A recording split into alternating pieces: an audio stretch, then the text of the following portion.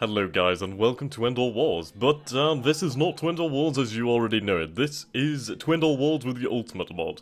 Now I have been talking and singing the praises of this mod for a long time and I'm really itching to get into this, but as ever, as I've chosen to become one of those YouTubing assholes, I can't do things without having some prior consent, so I'm gonna need you guys to vote. Yes. Right then, so with the Ultimate Mod, you do not play the nation block. Whereas before in the last series we played as the Central Powers, i.e. Germany, Austria, Hungary and all the allies that did indeed join us towards the, throughout the campaign. Whereas in Ultimate Mod, you play as the single nation with an AI partner taking over the other nation. So say I play Germany, Germany will be player controlled while Austria, Hungary will be AI. Same for all these other nations, they all work independently. They are still in factions to an extent, like, say a nation joins the Central Powers, it would be under German leadership, as Austria is the junior partner in the Central Powers. Whereas for the Entente, I believe in the Ultimate Mod, instead of France being the leader of the Entente, or I think it's still the leader of the Entente, it's just if the nations join, they join under the British leadership. I'm not entirely sure on that one. I could have a quick look here and try and find it. I'm trying to minors are handled by the Alliance leader. Central Powers allies join Germany's faction upon entering the war. Most Entente allies join Great Britain. Even if Great Britain is not at war, they will belong to this faction. And if you go to Russia, Serbia, Bulgaria and Romania, which is good for the Russians actually, they would actually have some more forces to control and actually have a bigger say in the war. So there's a lot of differences in this mod, so we're going to start with, I don't know, we'll say the Russians. We'll say the Russian Empire just to get into the game.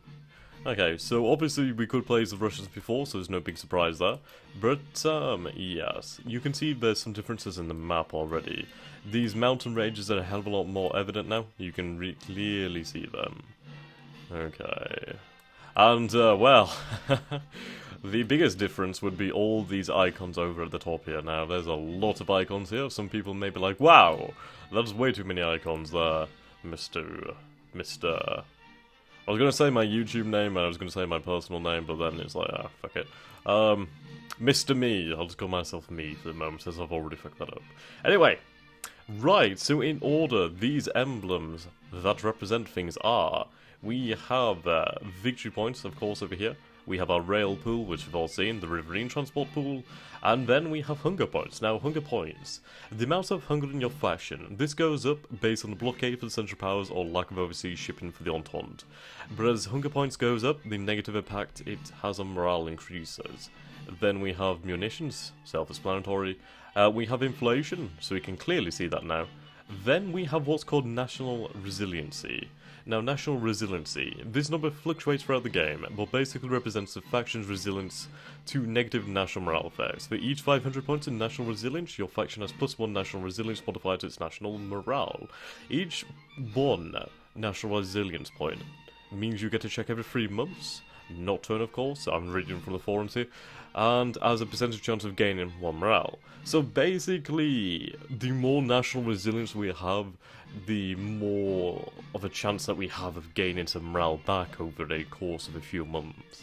So that could be really nice towards the end of the game when you're really low in morale or something like that. Your national resilience just gives you that little bit of a bump up. Okay, moving on.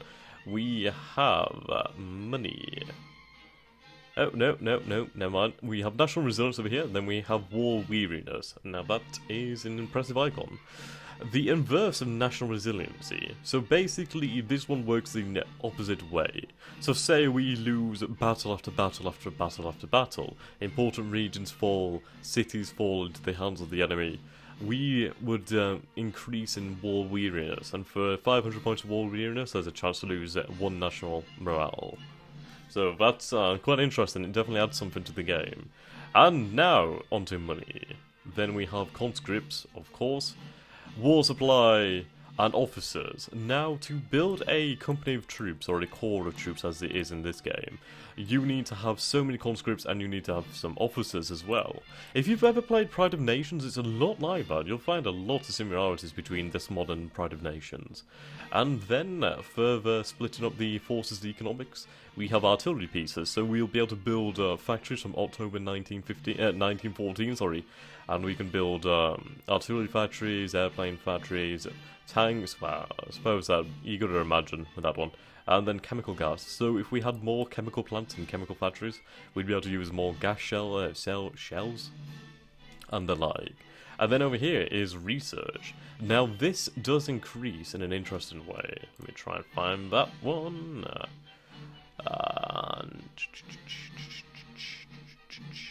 I can't find that one. Yeah, well, it basically increases. Moving on to other changes in the game. There is sea control. So this is quite interesting. If you do not have control over this sea zone, you can't pass troops through there. Oh, yes. Right, so enemy troops passing through this region without first bringing warships. Oh no, basically, they lose 30% cohesion straight off the bat. So, that's really good actually. That really helps against naval invasions. It kind of nerfs them a little bit. I mean, I wouldn't be able to just sail into the Gulf of Finland and drop troops off. They'd have a big loss of cohesion, which would be quite difficult to beat. Also, another thing I would love to show you guys once the game loads up. It's always a little bit slow when you first start recording this, but the fact that you can zoom out to this extent is just phenomenal for me. I absolutely adore this. The map just looks absolutely gorgeous like this. I mean, you can see the movements. It's going to be just beautiful to watch something like this. Just being able to see what's going on all at once, it'd be a hell of a lot easier to remember things. So, that is that. Really good to be able to do. It just generally helps for a grand view of the battlefield, a grand view of the war. So, what do we show now? Well, I'm going to choose a war plan, and we're going to get right into this. We're going to war plans, and we don't have any, apparently. Preparing for war. Oh, okay, here we go. I don't know really why I'm reading this. It's not like I need to. Russia masses its forces for an invasion to Silesia and Galicia from deep within Polish territory. I like the Polska plan, actually. So we'll try the Polska plan, just for a save there, just because it's a good habit to keep up. So, oh, more changes. Paris is not a fortress. I thought that was incredible. Oh, and I do need to mention changes as well with how cities work. Sorry about the scrolling. So let's take France over here, and we'll look at Paris. Now, Paris is a size 20 city. The way it works with building factories within the game is, each factory reduces the city size by 5. Now, that's very important.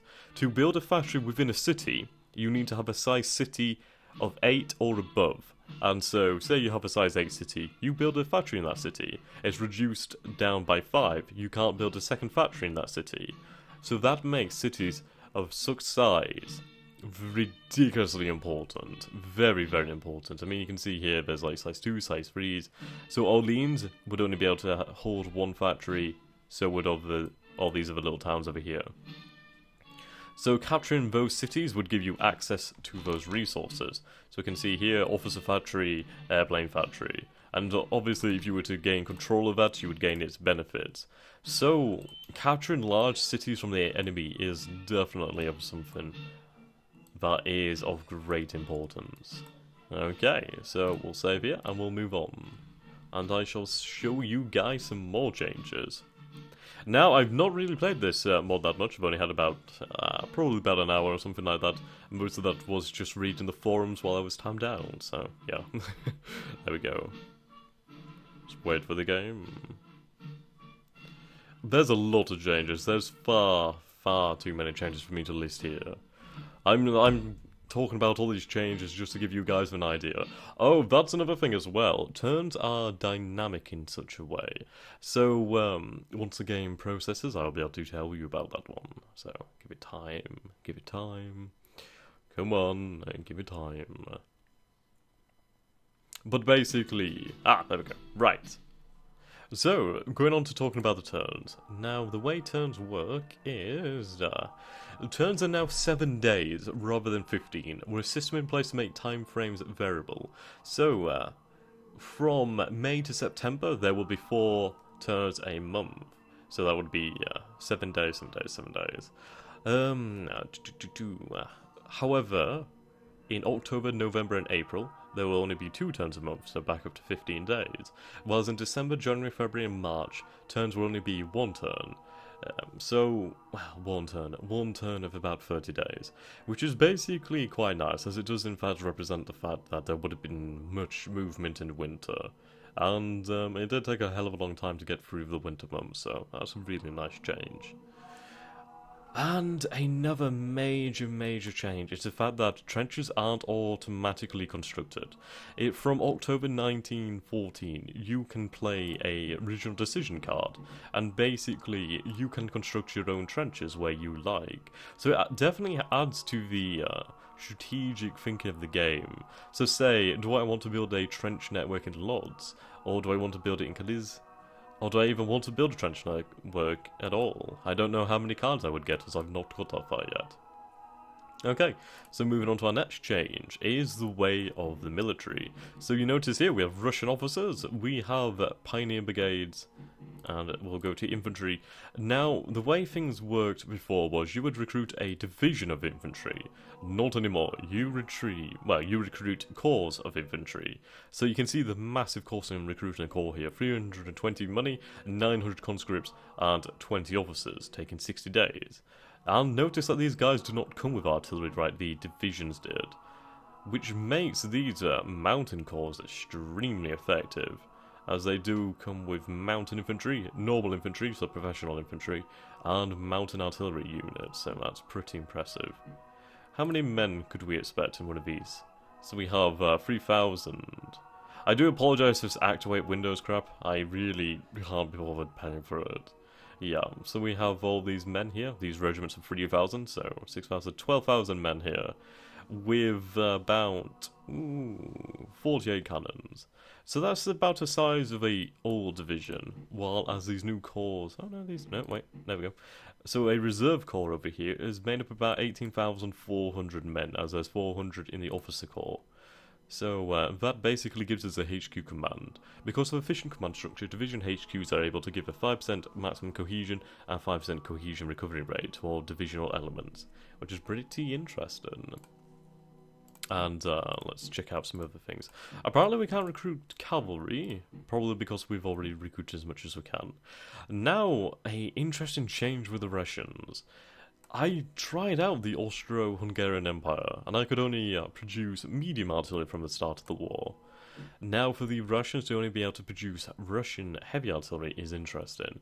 It's a lot better than the medium artillery, but considering the fact it costs 250 war supply, and as Russia we only gain 75 per turn, it does indeed represent the material deficit that the Russian Empire faced. They had the men, they had more than enough land to retreat to. It was just the fact that they could not replace their material losses.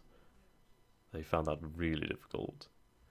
Okay, right then, so we can see here we're already getting some research. Now, is there anything else I've forgotten? I've probably forgotten about a million different things. But I'm going to bring it an end here then. So we'll go back to the menu. Go to New. Now basically you guys have the choice of Austria-Hungary, France, the UK, Russia, for the time being. I would say Germany, but I've already played Germany twice, and I doubt you guys would like to see Germany again so soon after seeing Germany in the last series. I would say the USA, the Italians, or the Ottoman Empire, but they are not in the war from the start. So, yeah, we'll see. I may decide to play a play-by-email game, but it would be interesting. I don't know, I might think about that one. But let me know in the comments, guys, and I will make a straw poll so you guys can vote. And I hope to see you again in the future. I will leave the link to the forum post with the mod and its details in there, so that you guys can have a look at it as well. So until next time, guys, thank you for watching, and I hope to see you again in the future. Goodbye.